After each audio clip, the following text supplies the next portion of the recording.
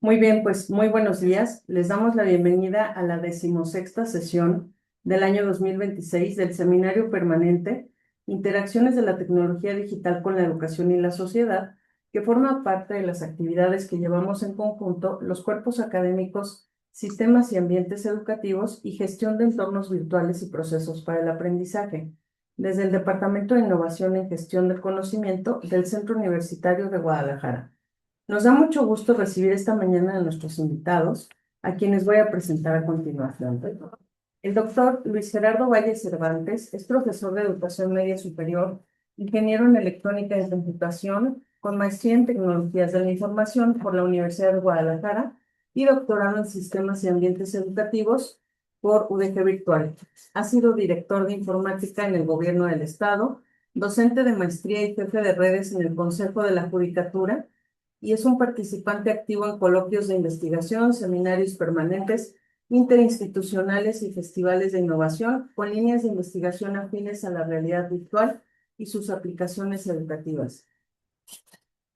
También está con nosotros la doctora Laura Elisa, Burgos Mora, quien es profesora de tiempo completo de la Universidad de Guadalajara del Sistema de Educación Media Superior, doctora en Educación y Aprendizaje de la Universidad de Guadalajara, maestra en Tecnologías del Aprendizaje y licenciada en Psicología por la misma institución.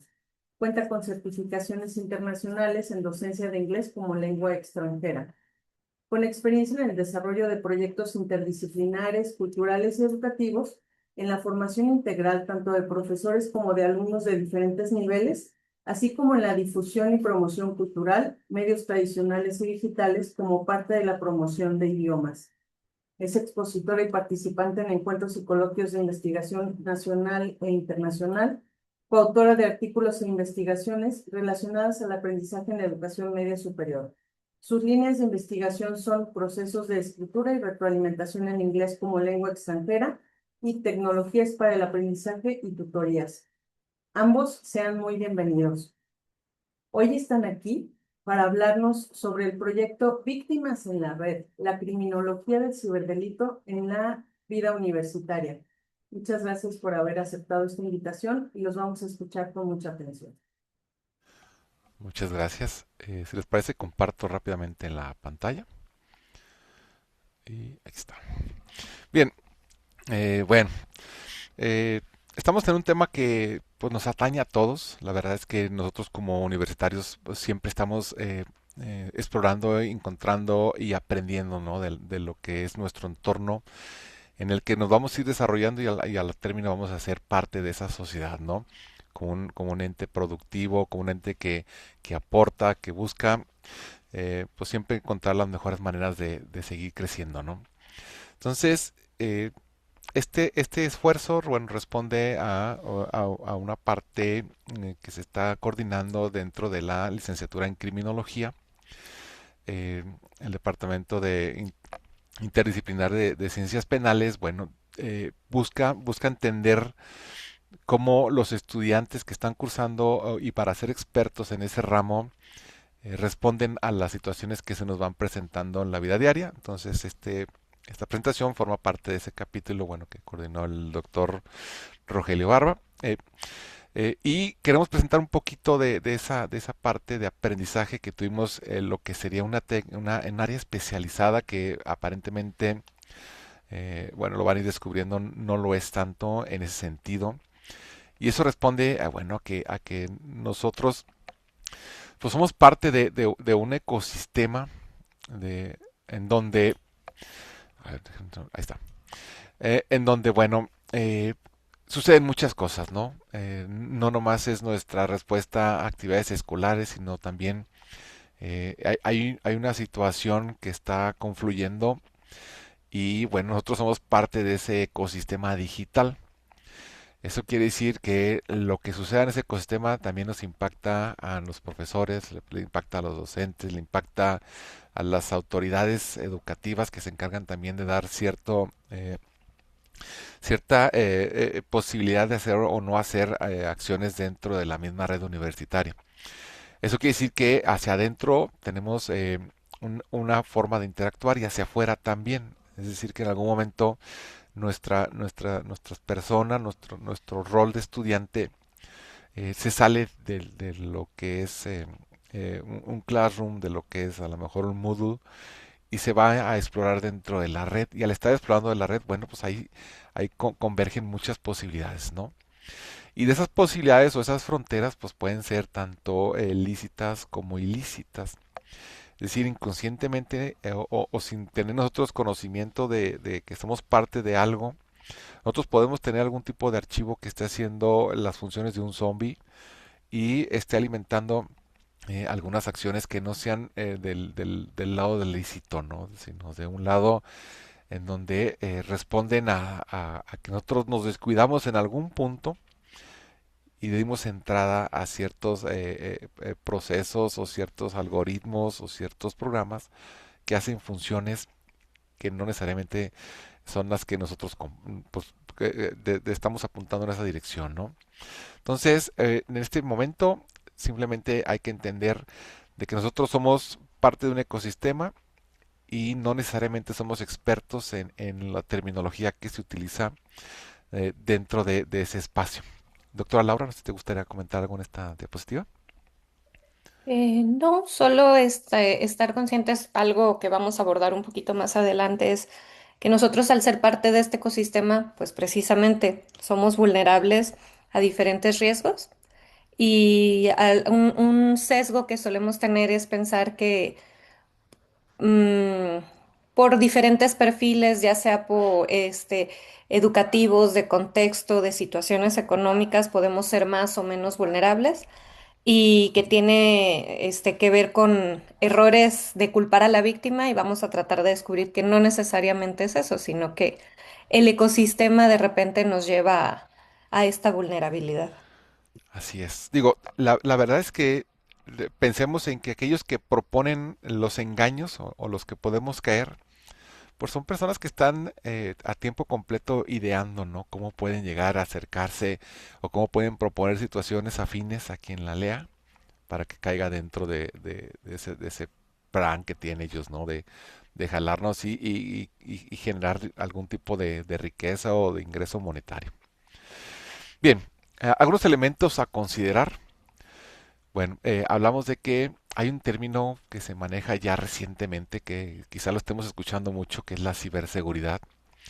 Es decir, una parte en donde hay una acción por parte de alguna agencia de gobierno para tener a lo mejor un seguimiento en cuestiones de la protección, si no es del gobierno, quizás son empresas no públicas, que son privadas. Y hay una parte, ¿no? Que mezcla la parte de que nosotros podemos hacer algún daño y hay alguien que está vigilando o que pudiera tomar alguna represalia en contra de lo que estemos haciendo. O también podemos hablar de la normativa que podemos nosotros cuidar o de los sistemas que podrían ser estos guardianes eficaces que nos cuidan también al no ser nosotros especialistas en la materia. Hay un término de ciberresiliencia, que esto es lo que vamos a estar promoviendo en este espacio, en donde cómo podemos aprender qué elementos existen detrás de la construcción de aquellos ejes de acción en contra de nosotros, ¿no? Para eso también tenemos que conocer un poco del ciberriesgo, o sea, qué riesgos existen no en nuestra realidad, sino en una realidad virtual o digital, si la quieren llamar, y bueno, cuál es el alcance o la superficie del ataque. Para eso, bueno, ponemos como eje central al hombre, al estudiante, a la mujer, al joven, al señor de edad, que es a quien que se le va a aplicar, ¿no? Este proceso que puede ser un tanto manipulado en el engaño para que ellos puedan voluntariamente abrir las puertas de su sistema personal o privado, ¿no? Entonces, uno, si nosotros como usuarios abrimos ese ecosistema de ataque, pues la verdad es que muy poco van a ser eficientes esos guardianes eficaces o esos guardianes digitales o esos antivirus o protecciones que a veces son gratuitas o son de pago, pero a veces podemos violentarlos un tanto por las cosas que hacemos nosotros, ¿no? Doctora Laura, si quisiera agregar algo más.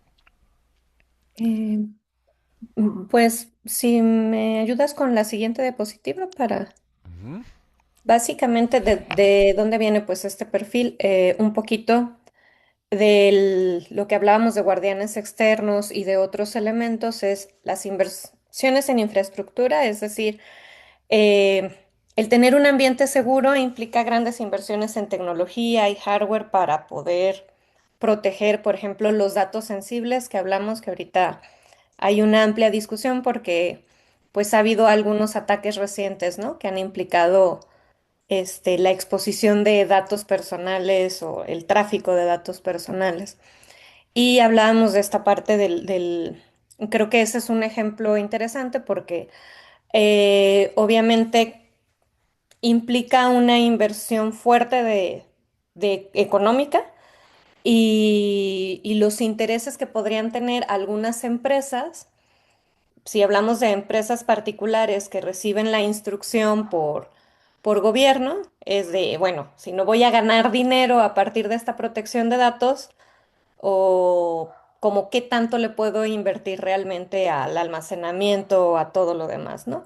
O por otro lado, sí, sí les interesa, pero hay un factor económico, como el escándalo de algunas redes sociales hace ya varios años, ah, es, sí, yo tengo los datos, pero al momento de darle clic a aceptar las condiciones de uso, ¿cómo puedo lucrar con esos datos? Es esta parte de las inversiones entre infraestructura, grandes inversiones en tecnología, que a su vez van de la mano de ganancias y pérdidas económicas, ¿no? El factor humano, que creo que es algo que vamos a abordar más adelante y que creo que es algo que nos compete a nosotros de repente entender como en acciones que nosotros como factor humano podemos realizar en cuanto a las decisiones que tomamos sobre tecnologías. Y aquí podría unirlo al desplazamiento en riesgos. Am, Hablamos de la parte de que vivimos en un ecosistema que ya es tecnológico y voy a usar de ejemplo las cuestiones de los bancos. Am, si nosotros recordamos en su momento cuando antes de que existieran los cajeros automáticos, nosotros íbamos a sacar el dinero directamente con una persona en un cajero y pues éramos resistentes, ¿no? A sacar el dinero hasta que si tú ahora quieres ir a un cajero humano, vaya, enfrente del banco, los movimientos tienen límites, ¿no? No puede ser un movimiento de un retiro que sea menor a 9,000 pesos porque lo puedes hacer en el cajero, o bien no puedes hacer un pago, por ejemplo, los pagos de UDG en ciertos bancos solo los puedes hacer en la Practicaja, lo que lleva a que a fuerzas haya un cambio en la parte de cómo usamos la tecnología. Algunos nos adaptaremos mejor que otros serán, como ventaneando yo a mis papás, que son señores de 80 años, que a la fecha incluso van al banco y se niegan a tener ese tipo de interacciones, ¿no? Ahorita pues validan la situación con el hecho de que ya los conocen en ciertas sucursales y demás, pero el último caso fue que el ejecutivo les dijo, miren, es que ahorita para hacer esa transferencia ustedes la podrían hacer gratis en el celular y aquí al hacer el movimiento SPAY se les va a cobrar 100 pesos. Y aún así mis papás pues se resisten y es un factor humano, el hecho de que yo diría que mi mamá a sus 80 es una persona muy tecnológica, pero tiene pues estos miedos y dices que ya no es tan fácil para mí adaptarme, ¿no? Entonces tenemos esta parte del factor humano con el cambio del riesgo de la tecnología a las personas y una inversión, si lo quisieran ver de otra manera, de infraestructura por parte del humano, porque una solución que les dimos a mis papás de en su momento, que el miedo que tenían era tener sus aplicaciones en el celular, que seamos realistas, en México con los secuestros express es real, era el tener un segundo celular en casa con esas aplicaciones, que no lo sacaran. Y eso implica una inversión. Aquí pues me voy a los dos extremos, ¿no? Una inversión grande de las empresas para tener tecnología, infraestructura, etcétera, para que los datos estén protegidos, pero a menor escala la inversión que nosotros hacemos para nosotros protegernos en estas acciones. ¿Sí? Le cedo la palabra al doctor Gerardo. Gracias. Sí, digo, ahorita me imagino, estamos creando en nuestra mente un escenario de qué tanta repercusión tiene el utilizar herramientas tecnológicas y el que nos priven de esas herramientas tecnológicas en el día, ¿no? Antes, salir de tu casa sin la cartera era una sensación de angustia. Ahora al salir de tu casa sin el celular, creo que es una sensación todavía de angustia más profunda, ¿no? Ahora, ¿qué pasa si, digo, nosotros tenemos en nuestra mente de qué pasa si nuestro celular alguien nos lo llega y nos lo quita? ¿Qué tanto se lleva de nosotros? ¿Qué tan complicado es restaurar ese proceso de convivencia diaria que tenía yo con todo lo que me rodea? Incluyendo qué tanto se llevan ellos, qué conversaciones, qué correos, qué contraseñas, qué tipo de aplicaciones bancarias se están llevando y cuáles son los alcances, ¿no? Las repercusiones. Eso sería en un escenario en donde alguien llegue y me arrebate el celular. Ahora, ¿qué pasa si en vez de llevarse el celular, se meten a mi equipo y hacen con mi desconocimiento de las normatividades que se manejen en ese sentido, qué tanto se podrían llevar, ¿no? De nuestros datos, que son nuestros, de nuestros accesos bancarios, de nuestro dinero, que ahora ya todo es digital. Si estamos hablando de que, eh, querramos o no, tenemos que entender un poco más esto y el estar cada vez más con ese entendimiento, quizás te estaremos cada vez más capaces, ¿no? Ahora, si pensamos de que la universidad o su universidad está exenta de un ataque, vayamos quitándonos esa idea. Todos son ejes son espacios de ataque, ¿no? Si lo quisiéramos ver así, son entes de ataque. Ha pasado en la Universidad de Guadalajara donde te llega un correo y el correo resulta que te ponen hasta inclusive tus datos, tu puesto, alguien ya hizo esa información, de minar esa información y clasificarla y presentarla en un sentido donde te suena coherente, pero hay pequeños elementos que pasamos por alto, ¿no? En la Universidad Nacional Autónoma de México también ha pasado, o sea, hay acciones contundentes en donde los focos que uno creyera que no serían los focos principales están siendo atacados también, ¿no? Puede ser por alguien interesado en algún tipo de información, algún dato relevante, algún examen, algo, ¿no? Puede ser todo es pues alcanzable. Ahora, antes de dar un poquito más de refuerzo a esta pregunta y de tratar de explorar alguna posibilidad, vean este video para que vean qué tan fácil es lograrnos engañar, ¿no?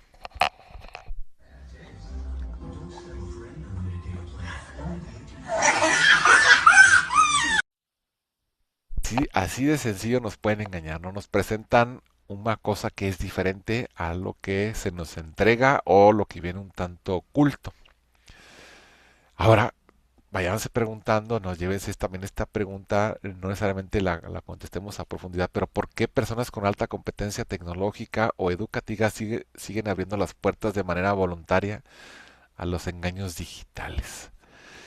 ¿Qué será? ¿Qué tendrá que a veces cuando alguien eh, siente que tiene todo el conocimiento de ese contexto, eh, suele bajar alguna que otra defensa, ¿no?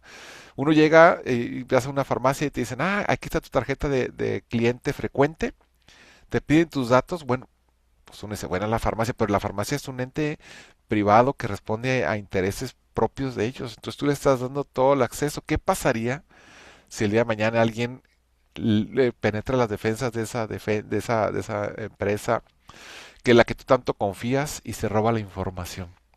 ¿Qué daño podría causar esa información en contra de ti por personas que no son del lado lícito, ¿no?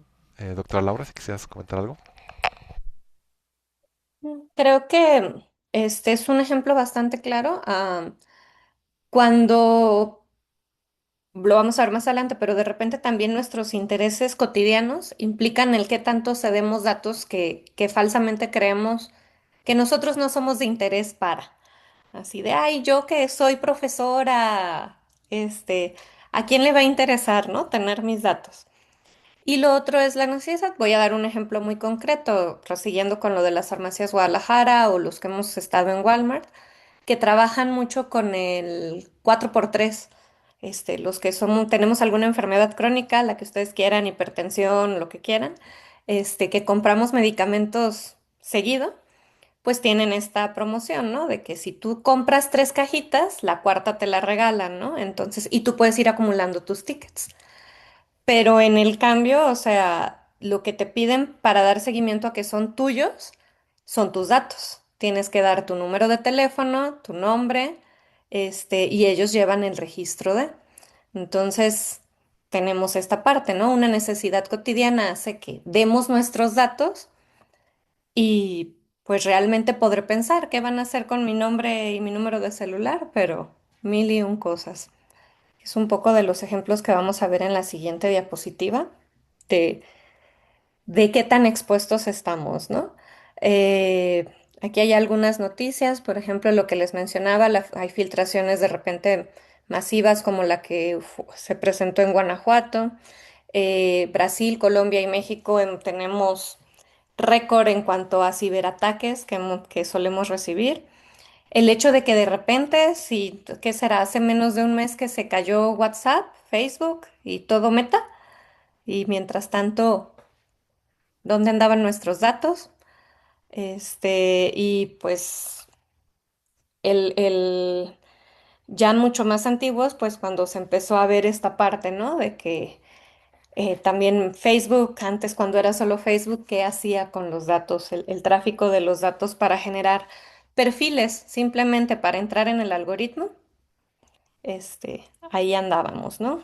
Como sujeto de riesgo. Sí, no, y fíjate qué cantidad de datos compartimos nosotros que pueden ser utilizados en un ataque si fuera configurado en otro sentido, ¿no? Las fotos que compartimos en nuestras redes sociales, los datos que compartimos en ese momento, las ubicaciones, ¿no? Que decimos estamos en esta ubicación, o los datos de nuestros seres queridos que el día de mañana puede ser utilizado, ¿no? Ahora con la inteligencia artificial, imaginen la cantidad de configuraciones que pueden tener, ¿no? Antes te mandaban un mensaje de, yo soy Jorge Campos, apóyame con tu dinero y vamos a ganar el mundial. Ahora ya puedes escuchar la voz de esa persona, porque a veces nosotros también, por estar dentro de una moda, damos un poco más de esos datos biométricos, como sea la voz en ese ecosistema, y la pueden utilizar, ¿no? Ponemos nuestro iris, nuestra cara, y podemos hacer un monito de Springfield, pero los datos completos de nuestra imagen ya están en propiedad de una empresa. Una empresa que sí puede ser un top en cuestión de ataques por la cantidad de información que tienen y por los alcances que podrían tener con esa información. Paso a la siguiente. Adelante, doctora. Bueno, y hablando un poquito de por qué somos vulnerables, ¿no? Independientemente de nuestro contexto, nuestra historia, porque somos humanos. Y en esta parte hay una razón cognitiva. El, el cerebro en toma de decisiones, de hecho, Kahneman, que es uno de los autores pues, más famosos, ganó el premio Nobel, curiosamente, no necesariamente por el área de neuropsicología, aunque sí es algo importante para la neuropsicología, pero porque era un experto en finanzas. Y todo su razonamiento en relación a la toma de decisiones era, pues de alguna manera el cerebro humano, nosotros como seres pensantes, él decía, las decisiones se toman de forma racional, ¿no? Listas, pros, contras, etcétera. Y al momento de hacer sus estudios, pues no. Resulta que hay otras cuestiones que funcionaban y lo que propone Kahneman y que luego se vio que pues funciona en esta parte de la neuropsicología es que realmente el cerebro funciona con dos sistemas. De repente, disculpen si mi comparación no es exactamente perfecta para los que son ingenieros en computación y demás, pero si lo pensáramos como una parte de lo que empezaba con inteligencia artificial, etcétera, tenemos un sistema rápido porque tenemos que sobrevivir. Entonces, de aquí a que si venía el dinosaurio o lo que tú quieras y nos iba a comer, no era como que íbamos a analizar pros y contras de corro para allá, corro para acá, etcétera. Entonces, hay un sistema uno que es rápido, automático y emocional. un poquito decir que es visceral y que da respuestas simples sobre si quisiéramos pensarlo como un poco en probabilidad, etcétera, desde nuestro razonamiento, que no razona realmente, ese es el detalle del sistema uno.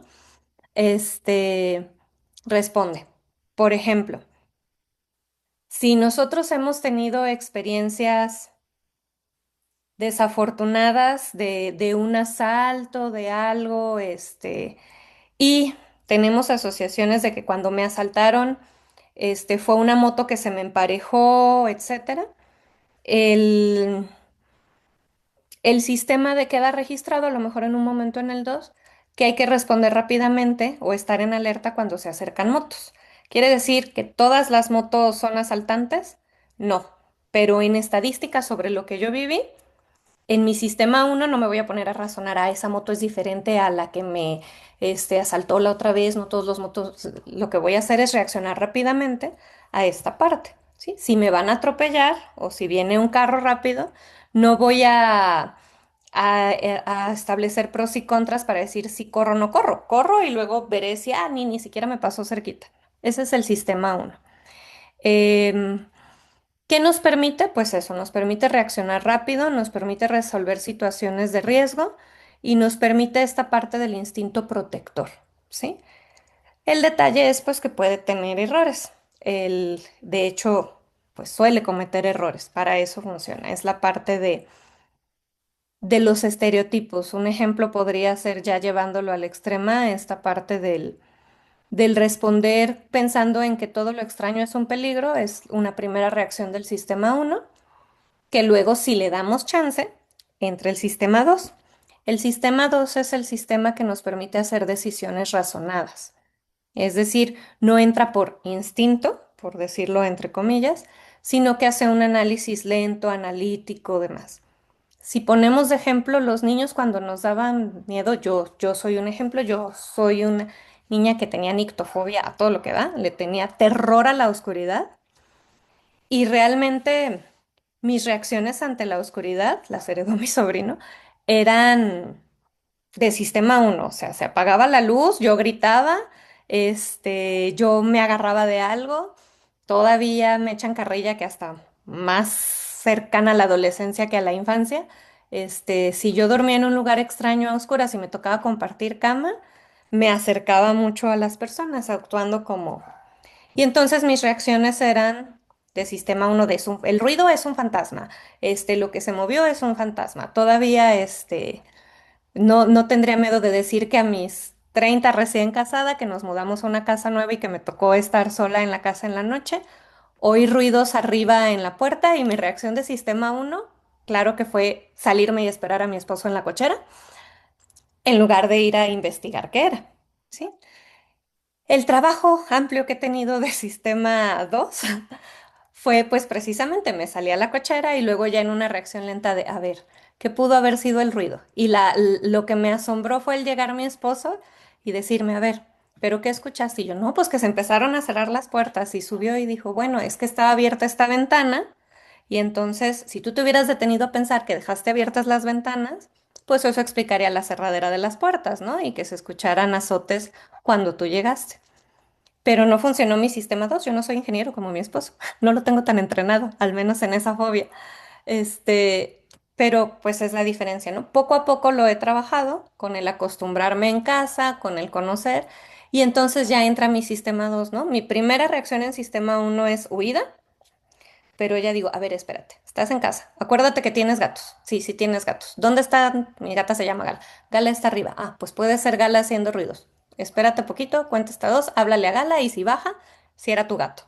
¿Sí? Vemos la diferencia entre sistema uno y sistema 2. No necesariamente está mal.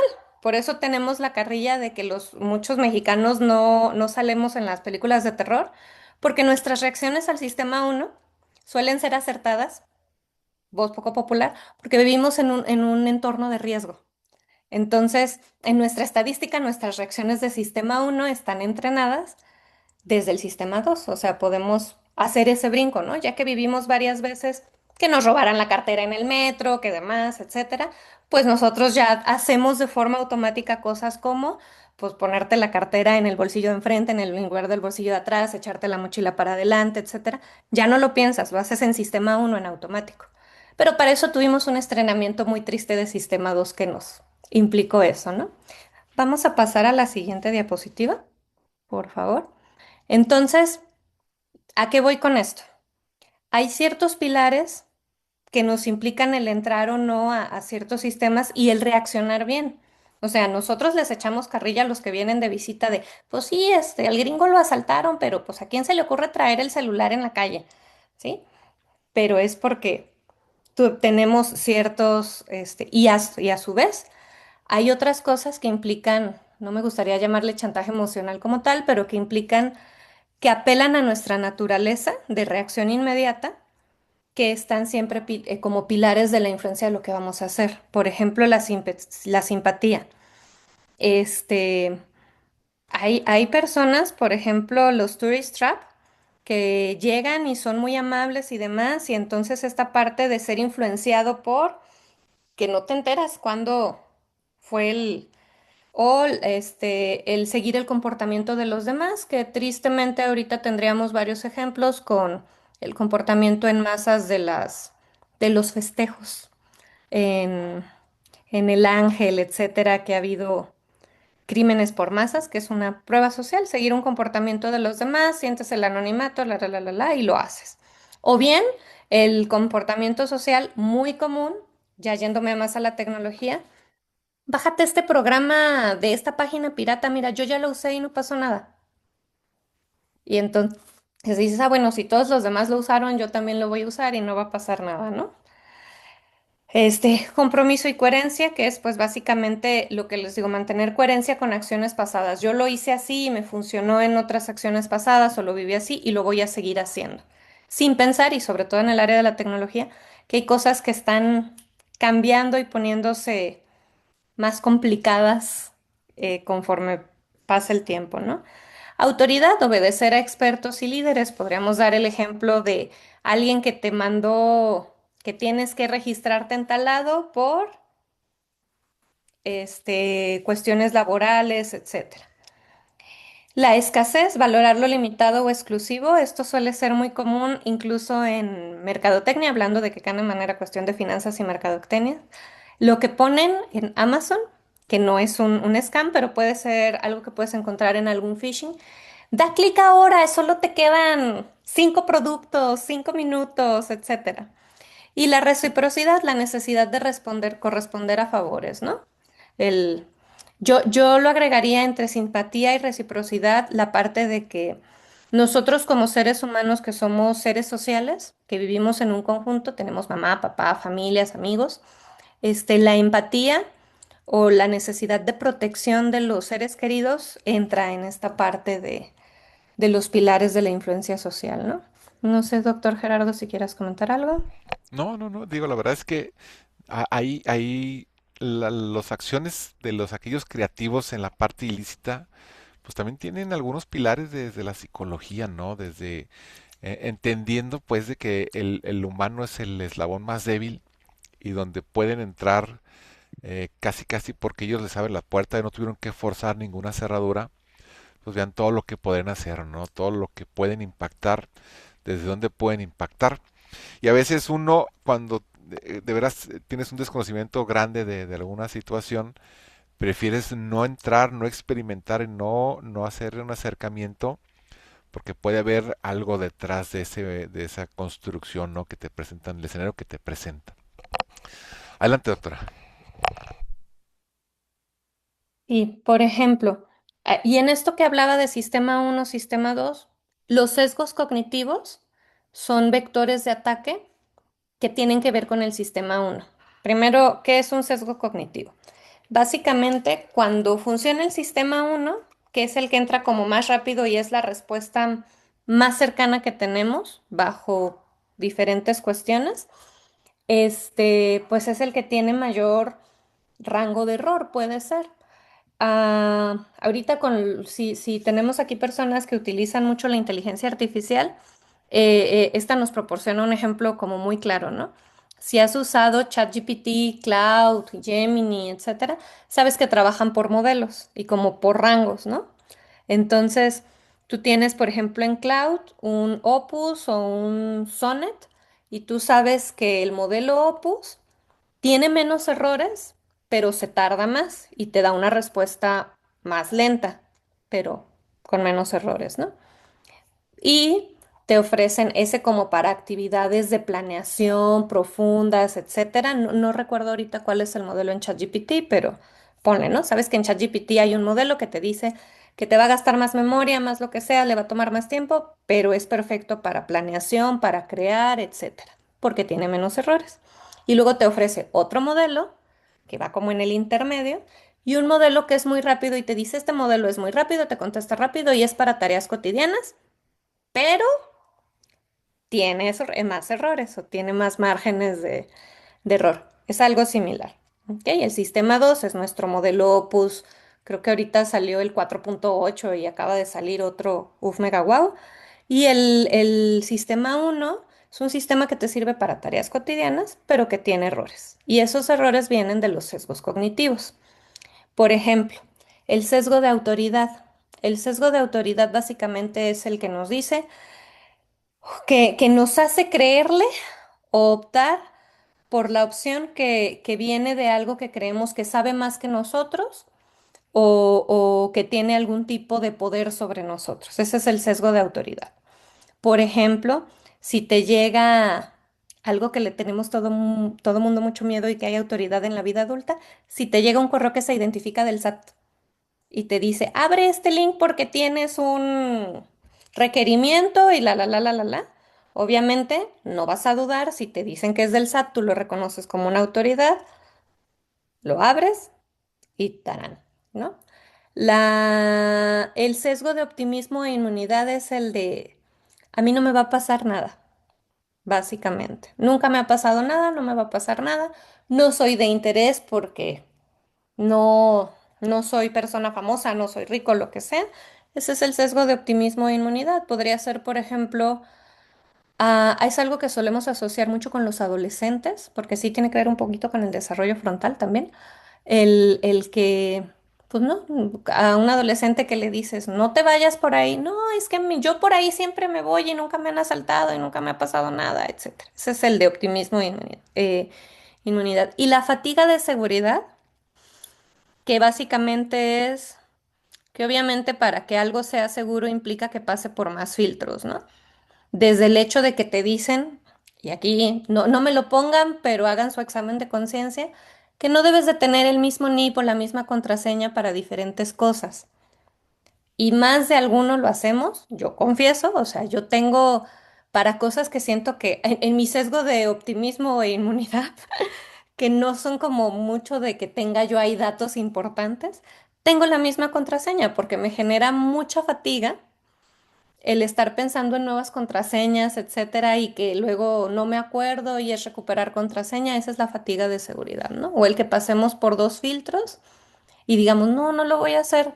Este, hay varias aplicaciones que ya ven que, por ejemplo, el correo de Outlook, si mal no recuerdo, que tienes que a fuerzas que bajar tu doble candadito, ¿no? Para recuperar.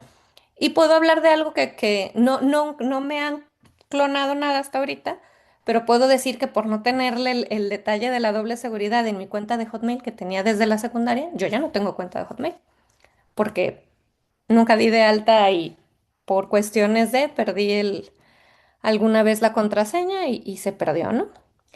Esos son tres de los sesgos más comunes. Hay muchos otros sesgos cognitivos. De hecho, si ustedes le ponen en Google sesgos cognitivos, ejemplos prácticos, van a ver, por ejemplo, el sesgo de confirmación, que es la tendencia y creo que este lo afecta mucho al algoritmo porque el algoritmo usualmente trabaja sobre un sesgo de confirmación.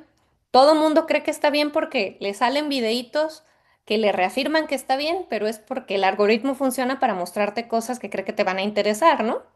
Entonces, grave el sesgo de confirmación en ese aspecto.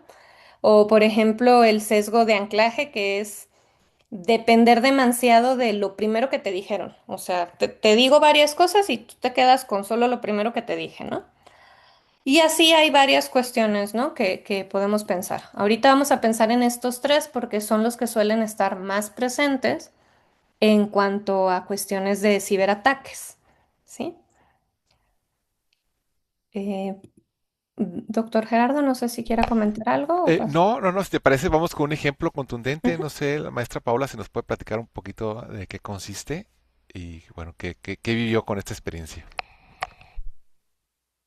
Sí, muchas gracias. Comentábamos de un poco en el tenor de la charla, este ejemplo que les compartía sobre mi única visita al Festival Internacional del Globo, en donde compré los boletos en un sitio de reventa, por ahí está un ejemplo en la parte superior. Y entonces los boletos costaron 2,000 pesos cada uno. Cuando ustedes van a León y en el Oxxo se los venden a 20 pesos cada boleto, ¿no? Ujú. Entonces yo ignoraba eso, pero en mi prisa por conseguir los boletos y que ya se acercaba la fecha y no lo había hecho y sí quería ir con mi familia, caí en este caso, ¿no? Y bueno, tiene que ver con esta falta de tiempo para revisar, de corroborar el sitio de internet y demás. Y bueno, fue una bonita experiencia, sí sirve de algo, pero con este descalabro económico, luego de saber el costo real, ¿no? Gracias. Gracias, así es, digo, está la situación, ¿no? Nos presentan cosas que son muy afines a lo que es la realidad y puede pasar algo así, ¿no? Digo, si habláramos un poquito de la taxonomía que hay detrás de ese ciberdelito y a manera de introducción, pues vamos conociendo un poquito, ¿no? Cuando hablamos de hackeo, es que están extrayendo datos sin tu consentimiento. ¿Cuántas veces hemos escuchado, no? Ya hackearon a Pemex, ya hackearon a esto, ya hackearon a aquello, ya me hackearon. Entonces, ¿qué sucede? Que alguien extrajo información sin tu consentimiento. Y sabrá Dios qué vaya a hacer con esa información y en cuánto tiempo tarda en aplicarla y qué medidas tengo yo como usuario responsable de poder hacer o contrarrestar cualquier daño que vaya creciendo, ¿no? Si es situación bancaria, qué tan lejos está el banco en el momento que siento que algo está fallando, qué tan lejos está el banco de donde me encuentro para yo poder hacer una cancelación masiva, ¿no? Si ese fuera el caso. El cracking, ese se utiliza mucho cuando uno baja el software, ese que dicen que vamos a hacerlo, vamos a aplicarle una medicina, pues lo que están haciendo es que están craqueando un sistema, ¿no? Pero ¿qué pasa cuando uno craquea un sistema? Pues que sí, sí funciona. Tú ves que funciona, tú ves que accedes al sistema sin necesidad de hacer ningún tipo de pago, pero hay algún tipo de código que puede ser malicioso que está corriendo detrás de ese bypass que le estás haciendo, ¿no? Al chequeo de la seguridad del sistema. El phishing, como ya vimos en la bebé que le estaban dando de comer algo bien delicioso, y ándele su medicina, ¿no? Le dieron su cuchara de medicina en su mente, eh, pues fue engañada, ¿no? Y de alguna manera ella abrió la boca, ella fue voluntaria, no hubo ninguna pelea previa abrió las puertas de sus conexiones, ¿no? De sus cuentas. A veces en una llamada te entrampan y son tan hábiles que hacen que tú creas todo lo que están diciendo porque pueden utilizar datos reales tuyos y están llamándote por tu nombre y te dicen que la llamada puede estar monitoreada y te llega un correo del banco que ya te acaban de quitar 7,000 pesos y qué pasa cuando no entra el sistema 2, el impulso no llega y estás analizando en el impulso a veces tratando que entre el sistema 2 y no le da chance o sigues haciendo los pasos y ya cuando quieres o ya cuando entra pues quizás ya el daño ya estuvo hecho, ¿no? El spamming, ese spamming, ¿cómo lo tenemos presente en nuestros celulares? Has ganado un premio, te llegó un paquete, te están haciendo este tipo de situaciones con tu dinero, has comprado esto, cosas que uno sabe que están raros, los números inclusive son raros y aún así seguimos cayendo, ¿no? Y bueno, ahí es como el Spider-Man, cuando tienes el poder, ¿qué haces con ese poder, no? Cuando a veces empezamos a entender el spamming, bueno, lo entendemos en un círculo muy pequeño con nosotros, somos muy activos con nosotros, pero los círculos que colindan con nosotros, como pueden ser nuestra familia, o sea, a veces no dispone de esa información que yo ya tengo procesada muchas veces o que yo no he compartido. ¿Y qué pasa? Pues que pega en otro lado y también te pega indirectamente, ¿no? Y bueno, también está algo ya un poco más de otras ligas, ¿no? Que es el ciberterrorismo, que es cuando ya te empiezan a hacer extorsión o que pueden utilizar herramientas tecnológicas en tu contra. Tú puedes ver videos de algo que no es real y con la voz de esa persona que también es igual a la que tú conoces pues te hace un impacto, ¿no? Imagínense el daño que puede ocasionar tanto en ese momento como en momentos futuros. Y para esto, digo, para este tipo de categorías, hicimos un acercamiento también con los estudiantes, que se supone que están enfocados a esa parte, ¿no? Esa cultura, están más impregnados. Bueno, aquí hay algunos ejemplos. Vean, digo, si hacen ustedes búsqueda, se van a dotar de una cantidad de ejemplos que lo mejor sería que los veamos y aprendamos de ellos, ¿no? Sin vivirlos, sin necesidad de vivirlos o de experimentar en carne propia. Que ustedes vean esos ejemplos y digan, ¿sabes qué? Eh, pues me interesa aprender más, me interesa estar más en sintonía de cómo puedo defenderme ante esta situación. ¿Qué bancos fueron afectados? ¿Qué empresas fueron las que se afectaron con algún tipo de situación para yo ver que tengo vinculada con esa empresa y empezar a ver qué tanta vinculación tengo con eso y con todo lo demás que tienen, ¿no? Como decía la doctora Laura, bueno, yo tengo la costumbre de tener a lo mejor contraseñas en común, pues ver si esa contraseña en común no la tengo en otro lado o si no tengo activada la validación de 2 pasos o si tengo algunas deficiencias que por el tiempo se fueron perdiendo, como yo puedo volver a subir esas barreras de defensa, ¿no? Bueno, este es el estudio, doctora, así que platicamos un poquito de cómo estuvo. Bueno, básicamente nace pues de esta parte de construir sobre la hipótesis de que si bien tenemos herramientas, no necesariamente el tener un perfil académico nos libera de todo, ¿no? Entonces, el estudio se realizó para ver más o menos cuál era el panorama con estudiantes de la licenciatura de criminología de una universidad pública. Los estudiantes fueron 55 participantes que se dividieron en tres grupos el- y de quinto semestre, pero lo interesante es que llevaban la materia de ciberdelincuencia, precisamente.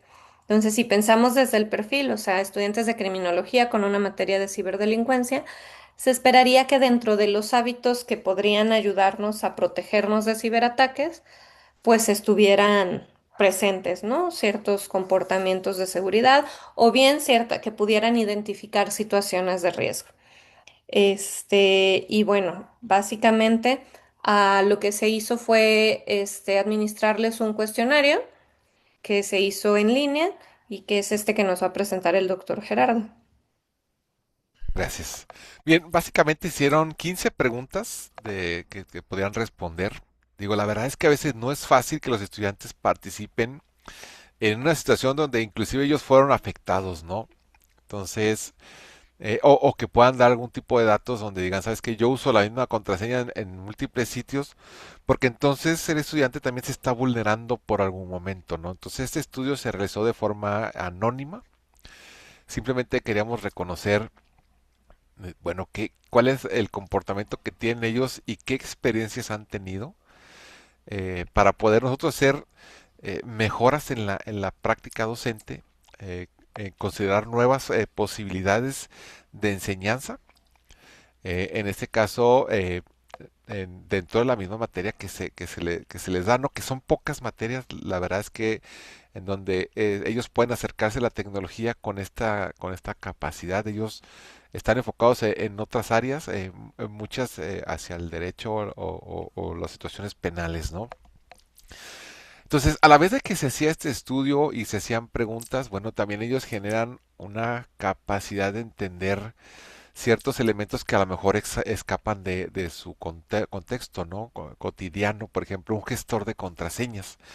A la vez de que se hace una pregunta, también se está de alguna manera presentando un concepto que ellos pueden explorar, ¿no? Ya sea por sus propios medios, decir, bueno, ¿qué es un gestor de contraseñas?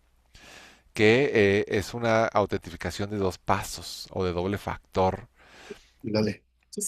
Entonces, pues de alguna manera estamos también presentando desde la práctica o de acciones reales contundentes el Va. cómo ellos se presentan dentro de ese escenario, ¿no? Cómo pueden reaccionar.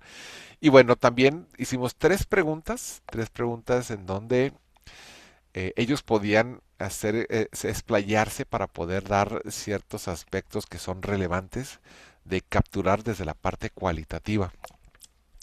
Entonces, algunas de las cosas, bueno, que para que también ustedes se las lleven, ya sea en este momento o cuando se acerquen a esta grabación, pues que tantas veces hemos descargado software de sitios no oficiales, cómo ha sido nuestra reacción en esos mensajes que dicen urgente, atención inmediata, tu cuenta ha sido bloqueada, te han retirado del banco, cómo ha sido nuestra reacción inmediata, qué tanto entra el sistema 2, porque todo esto, bueno, se va desarrollando dentro del mismo capítulo, qué tan rápido entra y qué tan conscientes somos de la segunda velocidad, ¿no? De nuestra mente.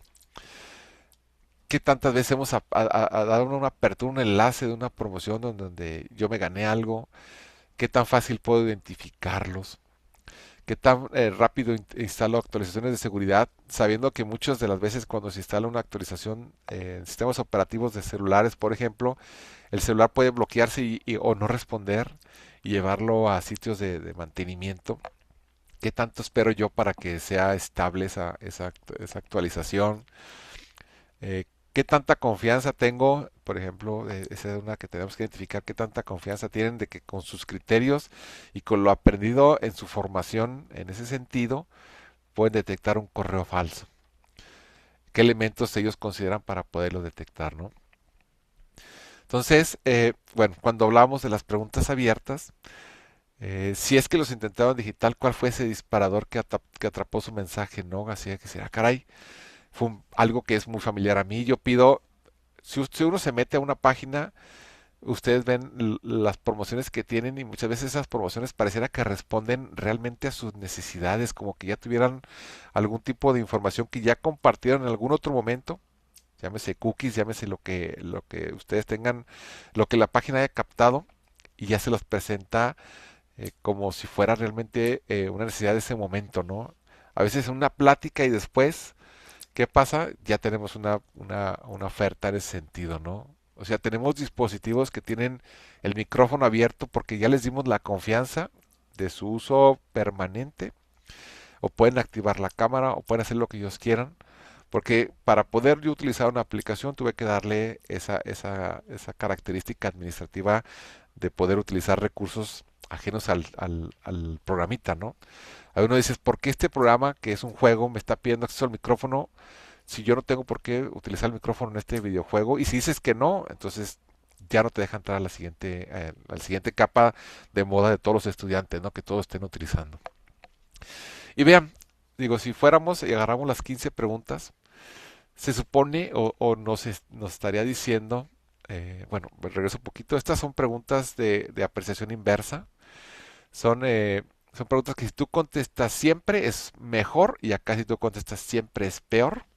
Entonces, nomás es para tener esa consideración. Pero se supone que si estamos con un grupo que se está especializando en ese sentido, pues más o menos veríamos un escenario equilibrado, o esta era nuestra suposición inicial. Y vean cómo cambia, ¿no? Muchas veces no se consideraba el elemento, quizás no conocían el elemento, o algunos estudiantes decían, sí, siempre, siempre, siempre, siempre. Aquí ya está el análisis, ya, bueno, ya se analiza ya correctamente, se hizo la conversión. Pero vean el siempre, que debería ser lo más fuerte, vean qué poquito resalta, ¿no? En cada una de las preguntas del 100%, ¿no? Y cómo aparece este color amarillo de forma muy predominante. Entonces, pues estamos en escenarios complicados, no por la creencia, ¿no? De que iban a ser mejores escenarios que aplicarlos en otros centros educativos, que es la tendencia, ¿no? Irnos acercando a otros centros educativos para poder hacer este tipo de estudios y contrastarlo para que vean en este espacio cómo es tan diverso y cómo estos colores, bueno, hacen mucha referencia, ¿no? A que hay alguna falla, ¿no? Empezamos a determinar, bueno, hicimos un análisis de los clústeres que estaban ahí comportándose. Digo, no vamos a profesar mucho porque está ahí en el capítulo y tendremos que utilizar algunos datos, pero vean cómo se comportan. El clúster lo que nos hace son como ejes de razonamiento, es decir, este clúster en este sentido, el 3 debería significar esto, el 2 esto y el uno esto, porque tú eres un usuario preparado, tú eres un usuario no tan preparado y un usuario que está muy bajo, ¿no? En tu preparación. Pero vean esto, se supone que si yo estoy en una parte que me están enseñando a esas situaciones en mi contexto, y no tanto para uso propio, sino para ya en contrastarlo en un ambiente legal, pues debería verse verde, ¿no? Debería verse verde toda esa situación. Y vean cómo cambian los colores. No todo es verde, debería ser verde intenso. Y vean cómo tenemos niveles de resiliencia en ciertas preguntas muy bajas que justamente nos van a dar la posibilidad de empezar a hacer adecuaciones, ¿no? En la forma de enseñar y acercar ese conocimiento nuevo a los estudiantes desde una parte muy práctica y muy experiencial. Entonces, pues ahí tenemos una serie de descubrimientos. Vean, por ejemplo, si estamos ahí en ese mismo, desde otra perspectiva, se supone que, imagínense un juego de fútbol, ahorita que estamos en época del mundial, si ustedes pusieran aquí a Messi, a Ronaldo, al Morita, ya porque ya le decimos Morita, quizás la capa que abarcan las capacidades que tiene sería muy amplia. Regate, tiro de media distancia, entendimiento del campo, sería una malla muy alta. Y vean, bueno, aquí están los grupos, es el de alta resistencia, el de riesgo intermedio y el crítico, ¿no? Que es pues el que más se lo transean, ¿no?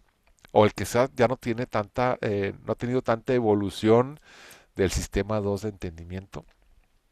Pues hay preguntas que no tienen nada, están ceros, estás llegando hacia cero. Si el punto tiende a llegar al centro, la parte más mala que tiene ese grupo. Entonces vean, hay cómo cambian las interpretaciones.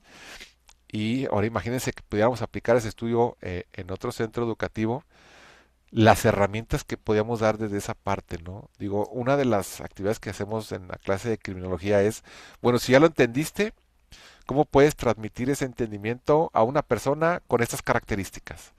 Entonces, hacíamos una dinámica en donde ellos tenían que presentarle a personas de cómo podían ellos hacer un entendimiento de cómo los pueden hacer acciones fraudulentas en situaciones cotidianas, ¿no?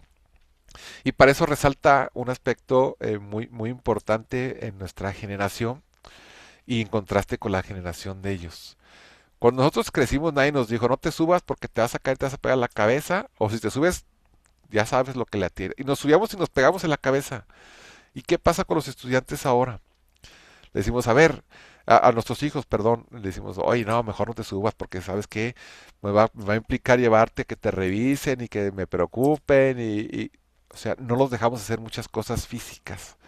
Pero en nuestro caso, o en contraste, podemos hacer lo que queremos en la parte de tecnología o ellos pueden hacer lo que quieran en la parte digital, ¿no? Los papás no tienen esa experiencia previa de decir, ¿sabes qué? Sí puede hacer esto, no puede hacer esto, porque no pasamos por eso. Entonces, a esa generación nueva que sí está pasando por eso, pues tiene muchas libertades, ¿no? Y esas libertades pueden tener, por ciertos impactos negativos, ¿no? Vean, les digo, si quisieran llevar cómo fue la respuesta a los estudiantes y cómo resaltan muchas cosas, digo, si ustedes dieran una palabra, ¿cuál es la primera palabra que detectaron en esos mapas? A lo mejor fue datos, que ya, ahora ya todo se refiere a datos, o dispositivos, o una llamada, o un mensaje, o una insistencia, o que me llegó un pedido, o que está haciendo algo referente al mercado. ¿Y cuáles son los disparadores? Por ejemplo, que fue un número desconocido, que un número que estuvo bloqueado, o que detecté que alguna relación de seguridad que tenía con mis datos, que estaba algo violentando. algo manejaba de la contraseña. O sea, vean ese tipo de información cómo resalta y cómo puede traerse ciertos gatillos para poder pasar del paso uno al 2. Doctora Laura. Pues de aquí nada más, por ejemplo, mencionando un poquito a mí me dio mucha información en relación como neuropsicóloga, como la parte de cognición. El, el que yo hubiera esperado al menos que iban a tener vulnerabilidades, pero que siendo no solo el ser estudiantes universitarios, ser nativos digitales, porque a fin de cuentas, si estamos hablando de chicos a nivel carrera, a nivel mitad de carrera, inicio, estamos hablando de chicos de veintitantos años, que quiere decir que ya nacieron con el celular, o sea, ya, y bueno, no de que tuvieran un celular, pero que ya nacieron en un ambiente digital. Y sin embargo, y esperarías que los puntos de mayor riesgo que se ven, porque si vemos las redes, fueran como en cuestiones como más avanzadas, como la doble autentificación, etcétera. Pero en realidad, las vulnerabilidades son, de nuevo, hacia los puntos más básicos y los sesgos. Por ejemplo, la reutilización si vemos la red, este tú puedes ver que los puntos más críticos, la pregunta uno, la 12, la 15, que son como puntos muy, muy críticos. La uno es la reutilización de la misma contraseña en múltiples sitios. Y la 12 es la confianza en la capacidad de detectar que el correo es falso y la parte de la mala suerte y de que su perfil no es atractivo. Entonces, si vemos los sesgos que mencionábamos, son precisamente los sesgos cognitivos que tenemos presentes, que es la parte de la fatiga de seguridad, la parte de la cuestión de la urgencia, la apelación a la empatía y a la cuestión de urgencia, que es una cuestión de sistema uno, y la parte del el optimismo y el que no somos atractivos, ¿no? Como víctima. Entonces, sí pueden generar y sí se genera por ejemplo, a mí me sorprendió también en los datos que muchos de ellos sí usan la doble autentificación. Entonces, creo que pero pues hablamos de nuevo de que en lo que recaemos es en cuestiones de sistema uno, de sesgos, que necesitamos seguir construyendo, ¿no? Que seguimos insistiendo, vaya, en percibir.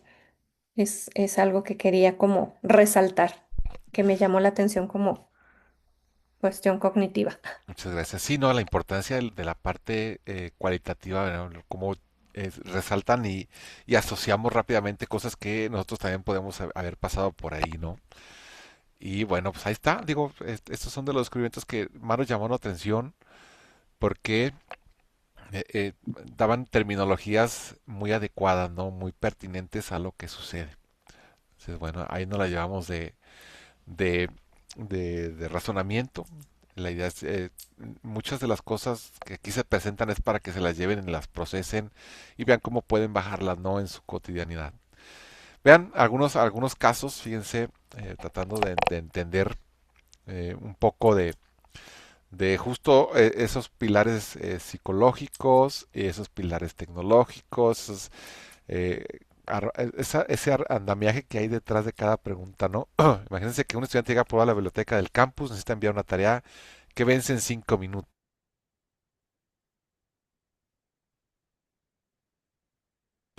No tiene datos al celular y se conecta a una red de Wi-Fi abierta que se llama Wi-Fi Invitados de Campo, sin verificar si la red oficial de la universidad o un punto de acceso falso montado por alguien que está en una cafetería cercana.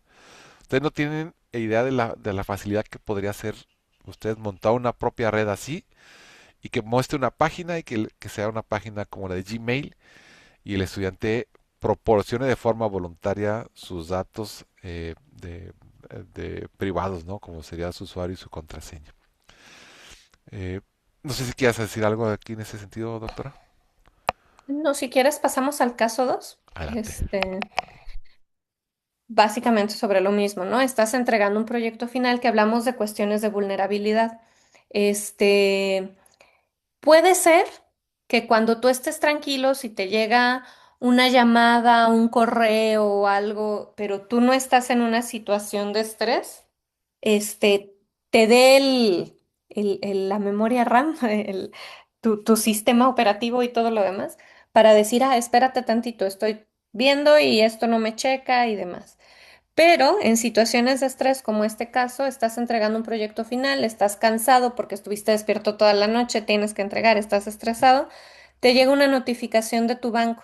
Su cuenta ha sido bloqueada por cargos sospechosos de 5,000 pesos.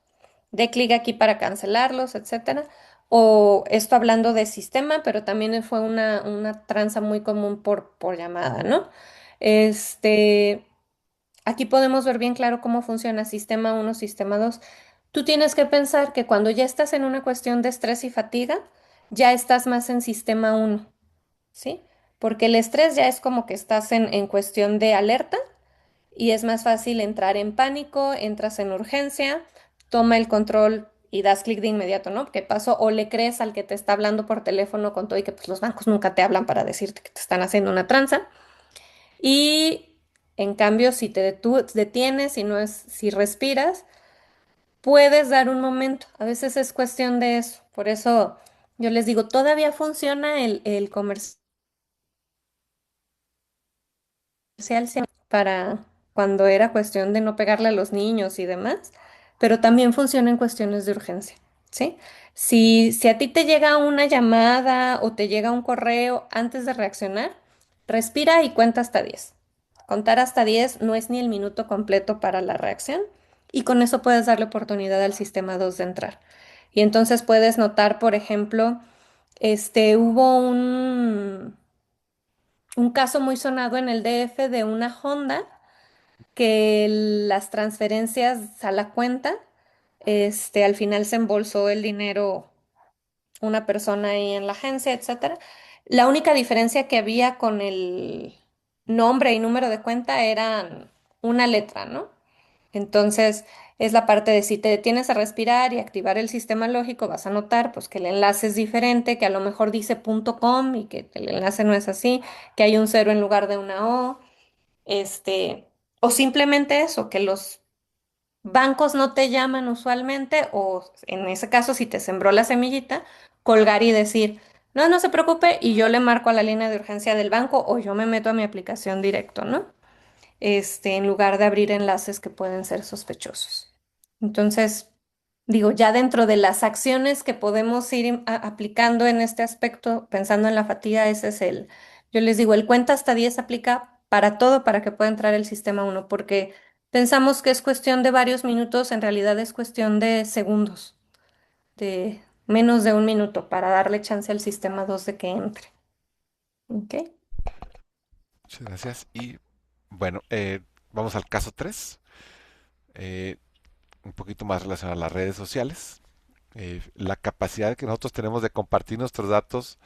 Digo, nosotros somos la última barrera y pareciera que fuéramos la primera. A veces tomamos datos que no deberíamos o imágenes que no deberíamos compartir en las redes sociales. Entonces, pues en ese sentido, un estudiante sube su historia, feliz de estudiar, me inicia mi servicio social. 2 días después recibe un correo personalizado con el supuesto jefe del departamento, que lo puedes comprobar, a lo mejor sí es el mismo jefe de departamento, pero el dominio del correo es diferente. Hay un dato, siempre hay un dato, puede ser como dice ahí cero en vez de una O, porque a veces pareciera que es el mismo, ¿no? Y te nombran tus datos porque utilizas tus datos tal cual los tienes en tu credencial. Entonces, tienes que validar tus credenciales, metes tus credenciales y en ese momento pues el atacante puede ver que tienes una contraseña y esa contraseña la puede replicar en todos los servidores que él tiene identificados que tú tienes dados de alta y a lo mejor uno que otro pues permea, ¿no? Si no tuviste configurado muchos puntos de seguridad. Entonces, bueno,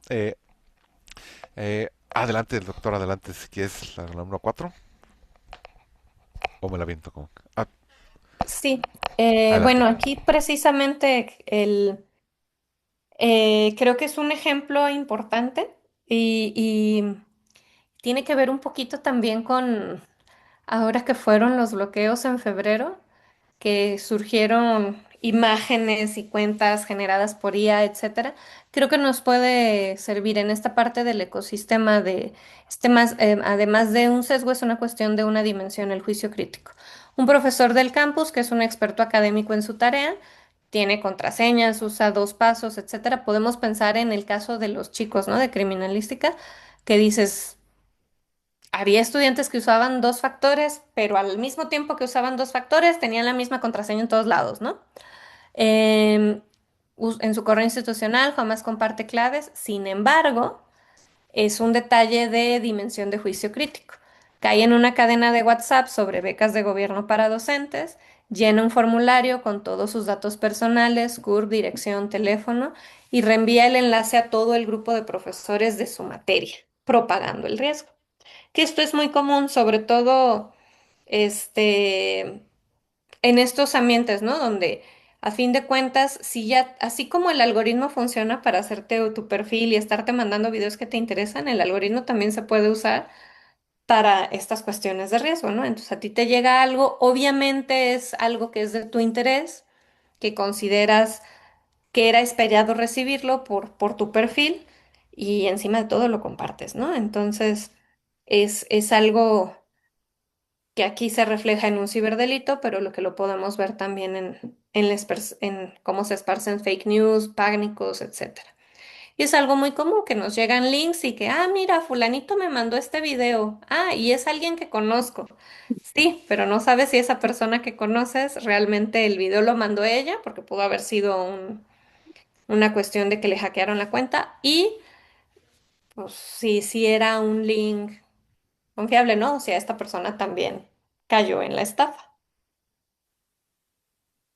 Y de ahí la complejidad, ¿no? De que de alguien cercano, alguien que a lo mejor tenía mucho conocimiento y va y manda, replica o reenvía un link, ya sea voluntario o involuntariamente, y lo que puede hacer, ¿no? Pues somos parte de una cadena de transmisión. Pues bueno, agradecerles, esperamos que haya sido de su interés, que les haya gustado eh, un poco la plática que tuvimos el día de hoy, y pues estamos atentos a sus comentarios, sugerencias, preguntas. Muchas gracias, Gerardo y Laura, por su presentación esta mañana. Bueno, pues abrimos el micrófono a nuestros compañeros que están conectados para escuchar sus comentarios, sus preguntas. Por acá comentábamos el doctor Morales y yo sobre si esto respondieron los estudiantes de una carrera como es ciberdelincuencia, Criminología, licenciatura. criminología, perdón. Ujú. ¿Qué estaríamos esperando como respuesta de otras personas, o sea, de otros estudiantes, con un nivel de perspicacia que podría ser visiblemente distinto, ¿no? Muy bien, María Inés, Samuel, Eneida, estamos atentos, doctor Daniel. Rafa, ¿tienes algún comentario?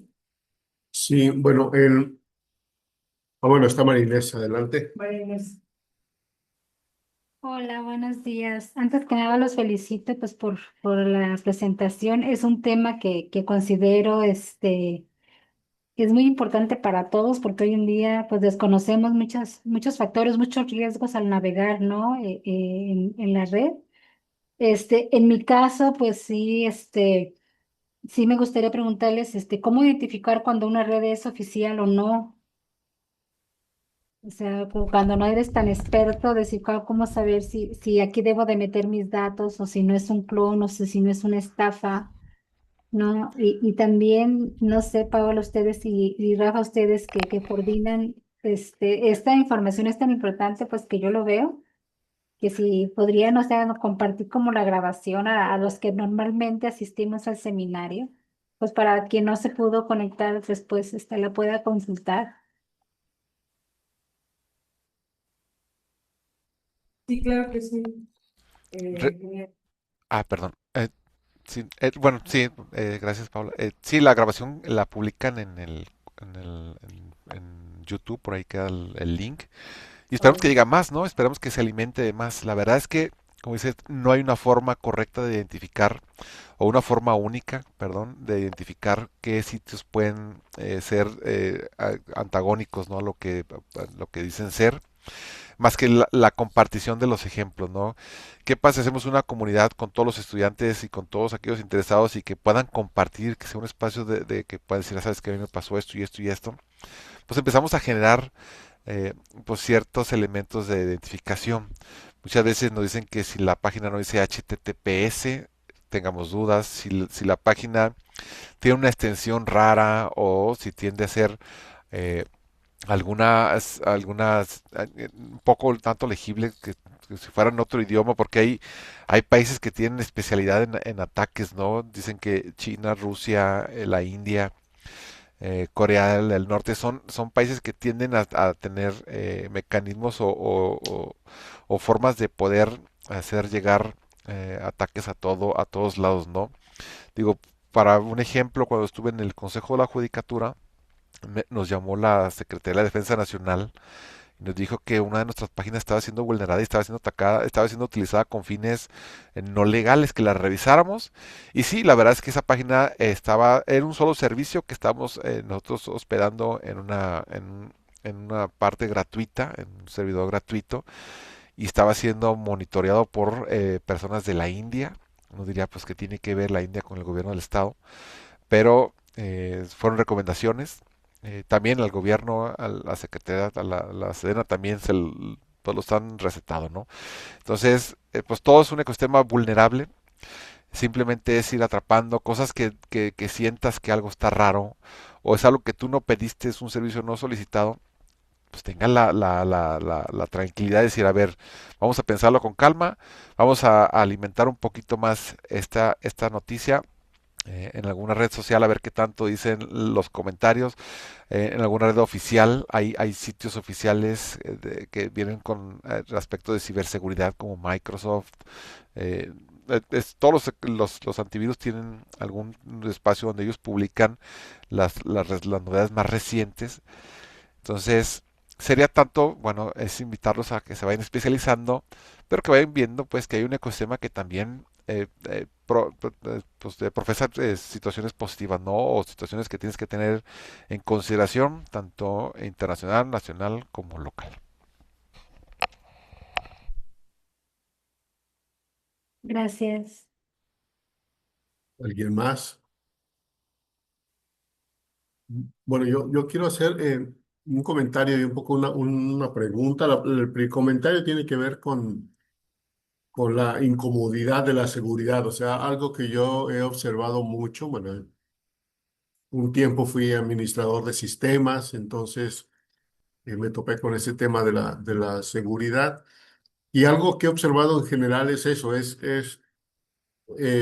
actuar con seguridad lleva mucha incomodidad, lleva un cierto grado de incomodidad.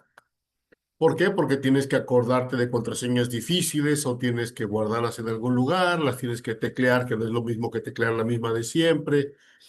Eh, y bueno, activar la VPN cada vez que te conectas a una red pública. O sea, tiene sus incomodidades y eso hace que mucha gente prefiera no actuar con seguridad porque pues es más cómodo usar siempre la misma contraseña, es más cómodo actuar de una manera mucho más relajada. Entonces, yo creo que uno de los grandes problemas de la seguridad es eso, ¿no? Es que la seguridad es incómoda, cuesta, y muchos optamos por actuar estar más cómodos en nuestro hacer.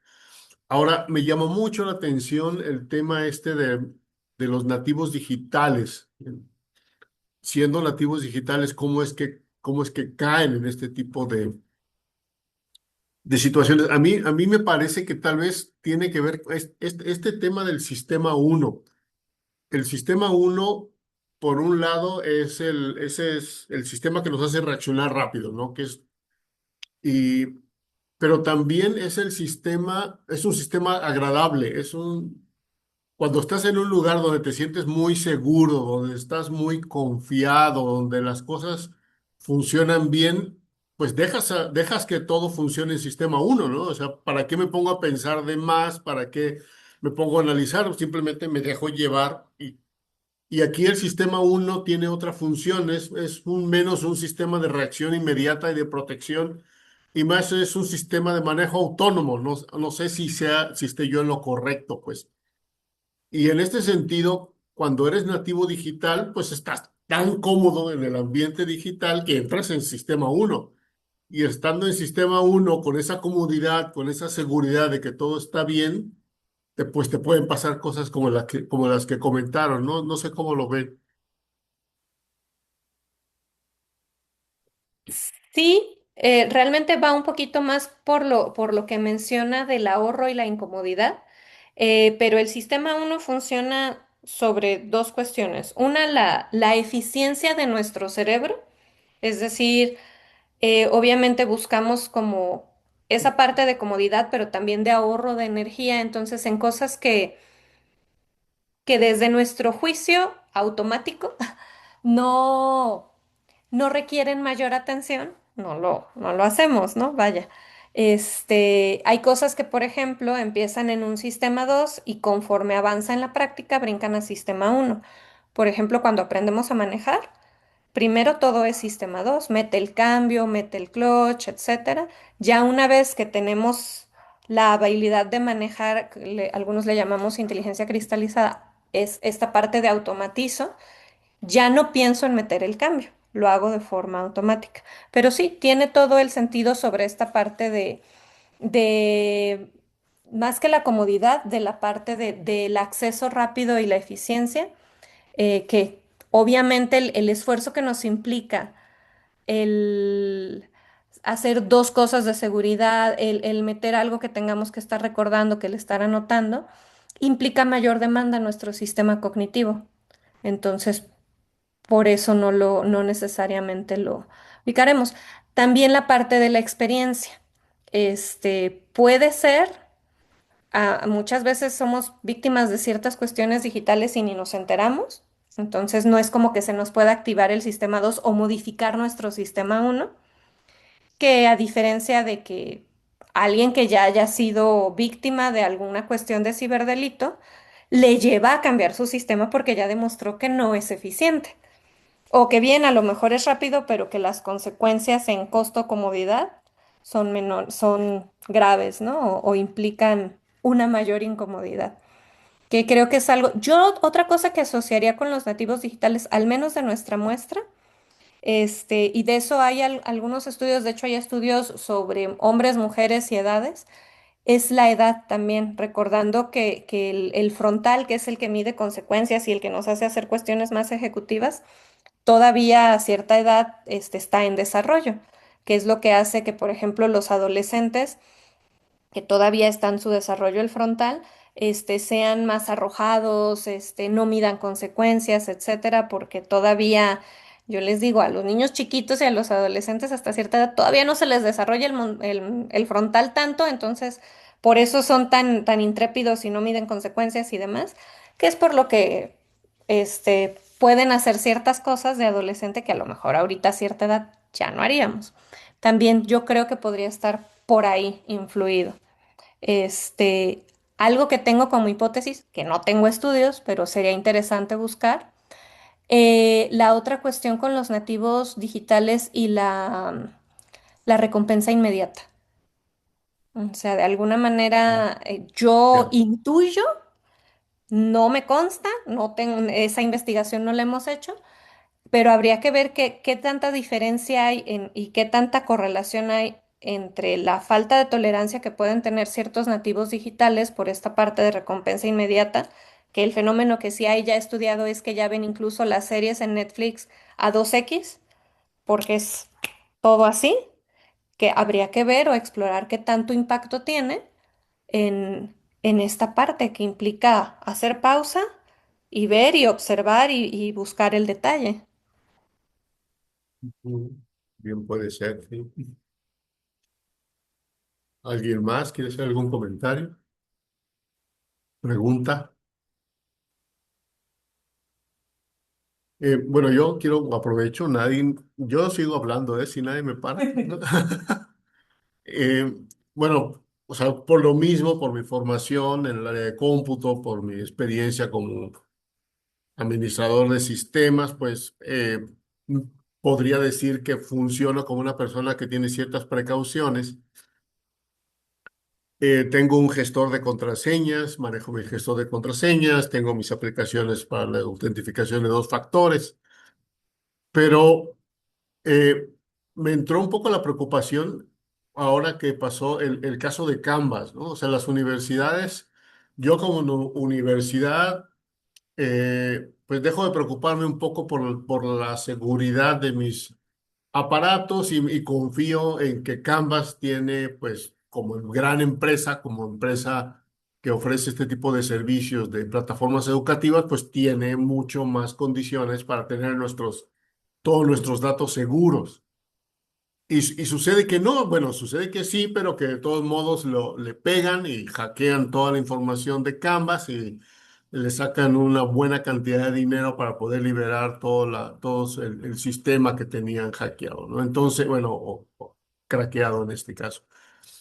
Y entonces yo me pongo a pensar, bueno, yo tengo un gestor de contraseñas, tengo todas mis contraseñas ahí y y me entró la duda, diablos, si hackean a esta plataforma, se van a llevar todos, absolutamente todas mis claves, sitios web, usuario, contraseña, y entro en esta situación de no sé qué tan seguro acaba siendo el tener todos mis datos en este tipo de plataformas. No sé cómo lo ven ustedes. No, siempre implica un riesgo, ¿no? Porque aquí digo, aparte de que es una aplicación, una contraseña para todas, pues si hacen algún movimiento desde el otro lado, digo, estaba viendo ese caso del Canvas, lo que se llegaron a llevar. En Sony se dio otra situación así de que qué tanta información se llevan, qué tanta información tú confías plenamente en la empresa que depositas hasta inclusive tus datos de identificación de crédito, que se la llevan, ¿no? Y qué tantas repercusiones tienes, porque no siempre va a salir esa nota al dominio público, ¿no? Porque también es el prestigio de la empresa. Pero es un riesgo. Yo estaba pensando, bueno, si en lo digital no estamos tan seguros, ¿qué pasaría si lo tenemos en un papel? A lo mejor está más fácil el papel que lo vea alguien y que se lo lleve, o toda la seguridad puede ser violentada de alguna manera, ¿no? Pero sí, no, digo, la verdad es que pues no es un camino fácil.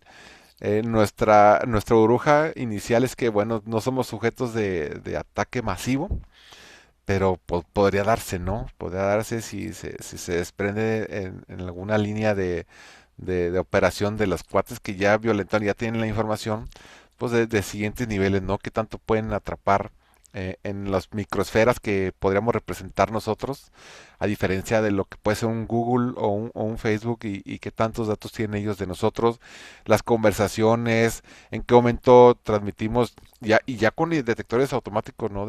O con algoritmos automatizados y especializados en ese sentido, de identificar todos nuestros datos, ¿no? Así como cuando se roban, imaginen los datos de un paciente de un hospital, qué tanto daño podría hacer que tengan esa información de un paciente y cómo lo podrían inclusive hasta chantajear, ¿no? Para que el paciente voluntariamente desembolse algún tipo de dinero para que lo saquen del foco, ¿no? Pero sí, no, la verdad es que sí está bien complicado y pues es una cuestión, digo, a lo mejor lo estamos poniendo un tanto paranoicos, pero sí hay que tener esos principios fundamentales de qué pasaría y qué tanto repercutiría si pasara la pérdida de esa información en algún momento, ¿no? Sí, tenemos una pregunta de Neida Rendón. Dice, bueno, un comentario muy interesante y necesario el tema. Y pregunta, ¿qué es más seguro? ¿La contraseña o el ingreso de huella digital o biométricos? Quiero hacer una acotación aquí. Nuestra compañera Neida tiene sordoceguera. Entonces, bueno, entiendo que va también un poco por ahí la pregunta. Puede ser un poco más sencillo. ¿Qué hay de estas personas también? Yo agregaría la pregunta quienes tienen alguna discapacidad. Adelante. La verdad es que los dos a final de cuentas se transforman en caracteres. Pareciera que recientemente las empresas detectan que la biometría es más segura y tiene un poco más de resistencia. pero al final, digo, hay contraseñas sumamente complicadas que no podrían ser vulneradas a menos que las atraparan al momento que las escribimos, ¿no? Lo que recomiendan, digo, a partir o independientemente de cualquiera de esas dos opciones es que tengamos una autenticación de dos pasos. Eso quiere decir que se tiene que consultar en dos dispositivos quizás diferentes la validación del acceso, de un acceso en un lado y el respaldo en el otro, ¿no?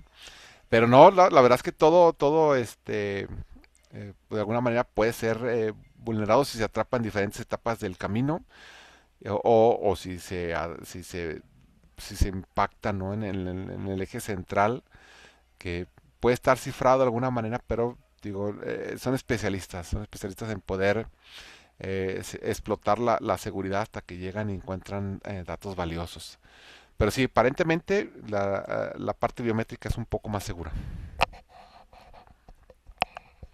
Por eso el SAT la utiliza, ¿no? El SAT, pues, lo tiene el SAT, lo tiene, si tienes tu visa, la visa ya también tiene el reconocimiento de iris, o sea, pues también están ahí, sí, ¿qué pasa si vulneran a la seguridad del gobierno de Estados Unidos? Pues están tus datos para todo el mundo, ¿no? Pero bueno, sí, gracias por la pregunta.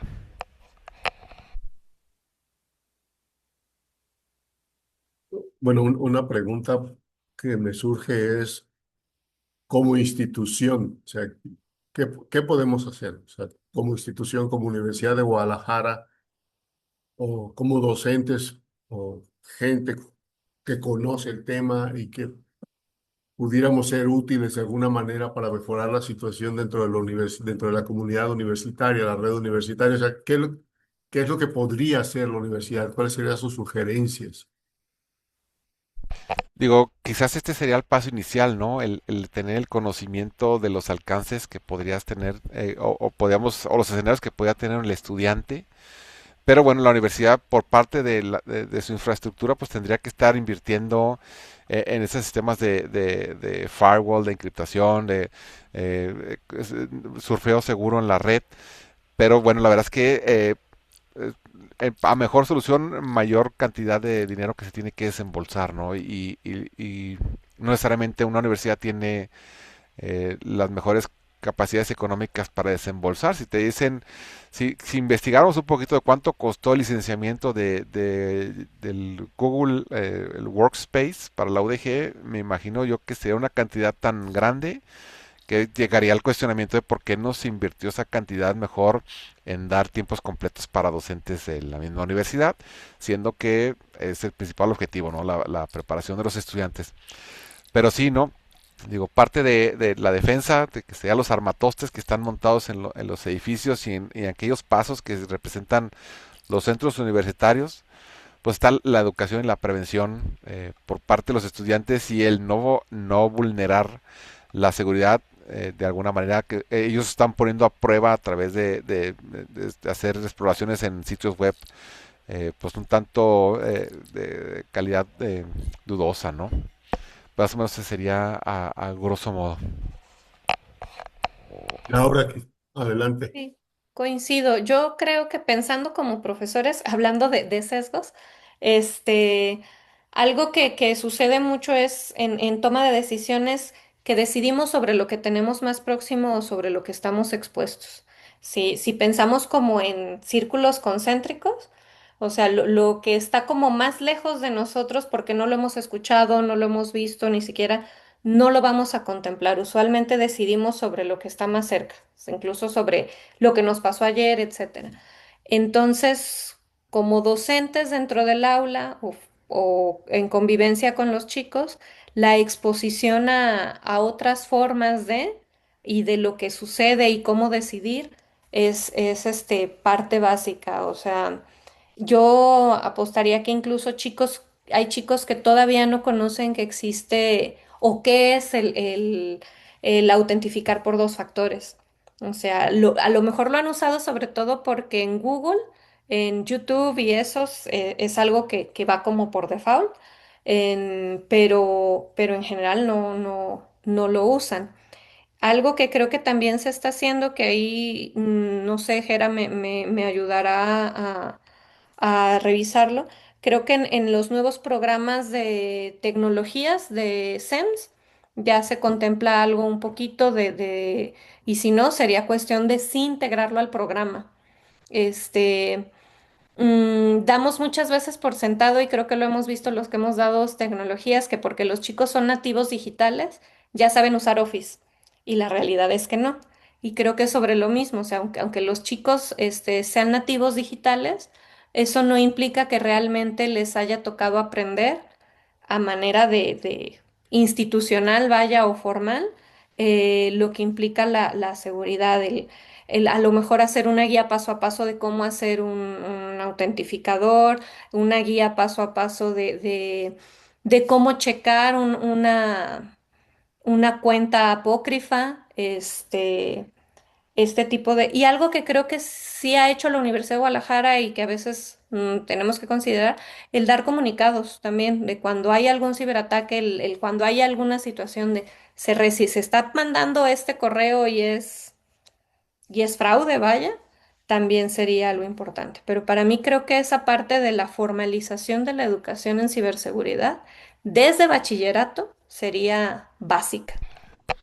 De hecho, ya, digo, he escuchado que ya hay algunas intenciones de meter las microcredenciales y entre esa intención podría ser uno de ya ahora sí un tema completo de ciberseguridad. Nosotros estamos enfocándonos de la ciberdelincuencia, pero ya enfocarlo desde la ciberseguridad, cuáles son los pasos que tenía que tener el estudiante, así como dice Laura, desde la parte temprana. ¿Y por qué no? Digo, se supone que si hay instituciones educativas y las instituciones son visibles entre sí, ¿por qué la Universidad de Guadalajara no hace algún programa que implique desde etapas más tempranas, ¿no? Que se vaya a educación básica y que empiece a ser algún sistema más integral. Bueno, implica, digo, al final muchos de esas intenciones o buenas ideas impactan en la parte del el uso eficiente de los recursos y en qué debería ser utilizados esos recursos teniendo posibilidades de aplicación, ¿no? Pero sí va en ese sentido. No estoy consciente si las nuevas materias, que imagino que sí por el perfil que se estaba adoptando, debería tener algo así, pero vamos descubriéndolo y si no, ¿por qué no? Es una buena área de propuesta. Yo quisiera resaltar, si me lo permiten, una serie de estrategias en las que nos tocó participar cuando éramos clase virtual y en donde eventualmente nos convocaban a algunos de nosotros a participar en programas de televisión, en entrevistas de radio para hablar de estos temas y promover entre la comunidad, entre el público en general y claro, nuestras comunidades, esta prevención ante los ciberdelitos.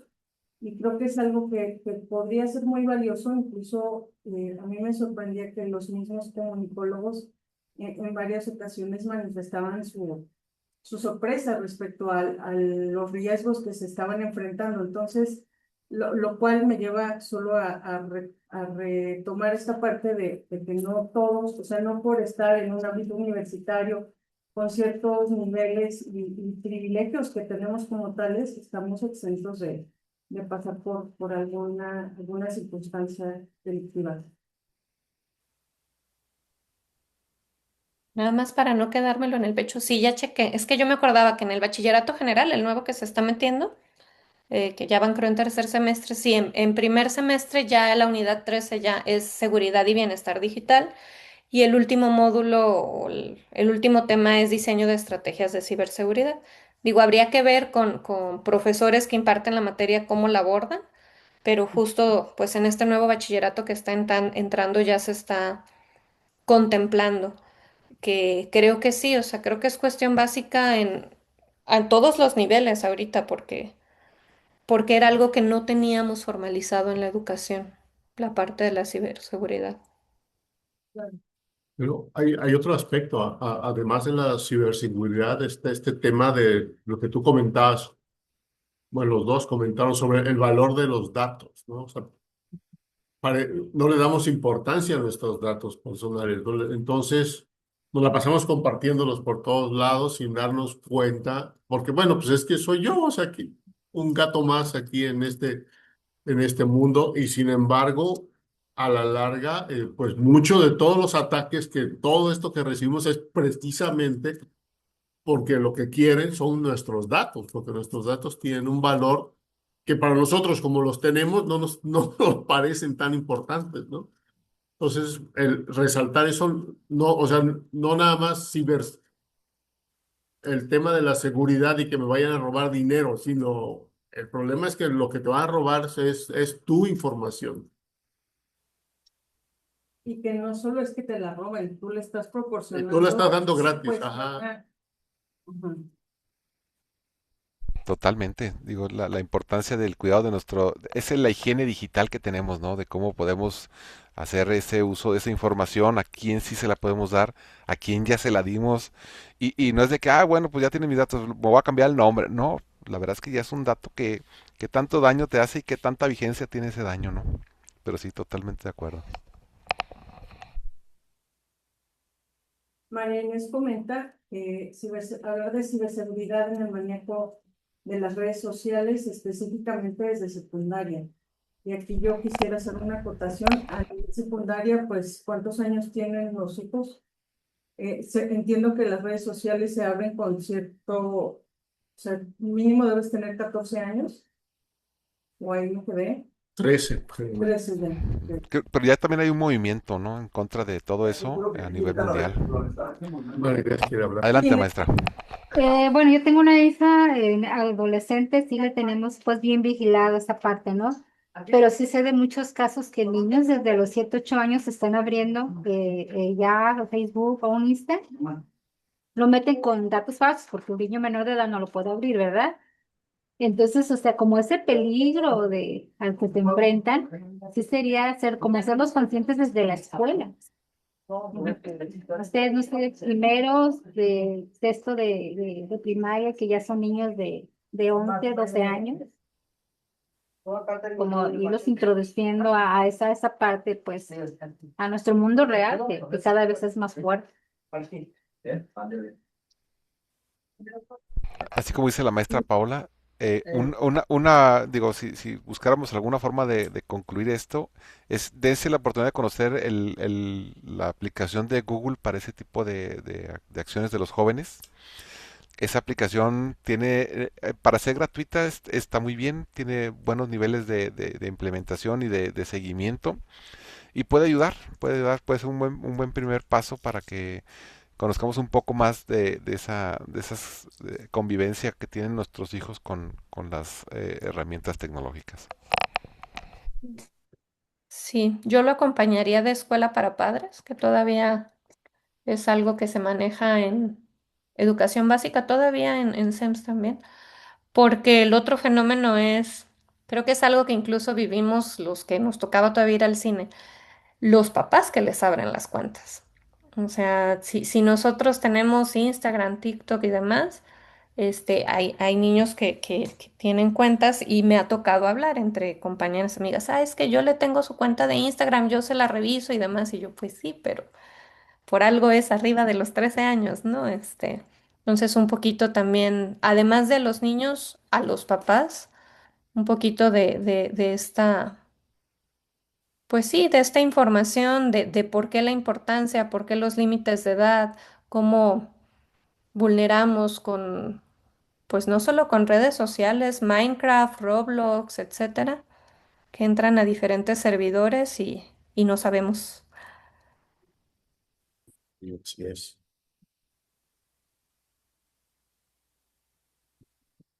Muy bien. ¿Alguien más quiere comentar sobre lo revisado hoy? Se nos fue bien rápido el tiempo. Pues, perfecto. Bueno, me viene a la memoria, dijo, yo tuve la fortuna de, cuando estaba en bachillerato, vi una película, no sé si ustedes la conocen, que se llama El Golpe, con Robert Redford. Eh, y desde ahí me quedó esta sensación de lo que parece real, bien puede ser totalmente falso, ¿no? Entonces, Tal vez eso me ayudó finalmente cuando me encontré con cuestiones de seguridad, a tener cuidado de que no todo lo que brilla es oro, ¿no? Entonces, una película muy bonita, se la recomiendo a todos si la quieren ver sobre el tema de la estafa y hasta dónde puede llegar la simulación. Pero bueno, aparte de eso, muchísimas gracias por la presentación, muchísimas gracias a todos los que nos acompañaron. Y Pau, Pues nada, los invitamos a que se conecten la próxima semana. Gracias, Laura, Elisa y Luis Gerardo, por su tiempo generoso de esta mañana. Quienes puedan habilitar su cámara, por favor, los invitamos a que lo hagan. Y les cuento que ya vamos a cerrar el ciclo 2026 a la próxima semana. Y bueno, pues se vienen sorpresas para el ciclo 2026B, porque queremos que el seminario sea un espacio formativo también con el reconocimiento formal que esto requiere. Entonces, bueno, va la foto. Una, dos, tres. Gracias a todas y a todos. Que tengan muy buen día. Hasta luego. hasta luego. Gracias, buen día. Hasta luego. Gracias, bonito día.